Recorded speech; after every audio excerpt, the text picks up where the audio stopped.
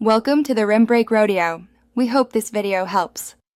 In this video, I will show how to replace exterior door handle on Toyota Tacoma, updated. Begin by removing the interior panel carefully, disconnecting the door latch linkage, and removing the plastic vapor barrier.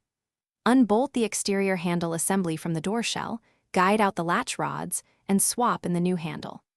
Reassemble in reverse order, test the latch action and key cylinder, then tighten fasteners to secure the handle for reliable daily use. Prepare a comfortable workspace with good light and a small parts tray to hold screws and clips. Confirm you have a proper replacement handle, a set of screwdrivers, a 10 mm socket, and a trim tool to avoid damaging panels. Wear gloves to protect your hands and a magnetic tray for fasteners to keep them from falling into the door cavity. Lay a towel under the door edge to prevent paint damage while you work carefully and methodically.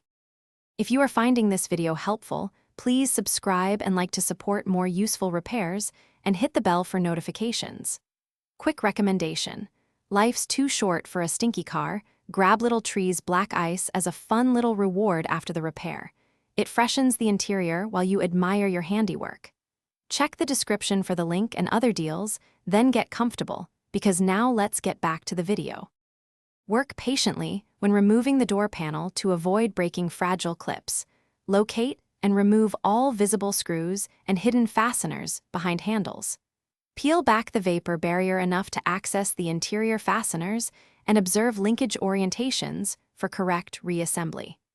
Support the handle assembly from the outside while unbolting to prevent it from dropping into the door cavity. Transfer any retaining clips to the new handle and ensure proper alignment before tightening bolts and restoring the panel. Thanks for watching.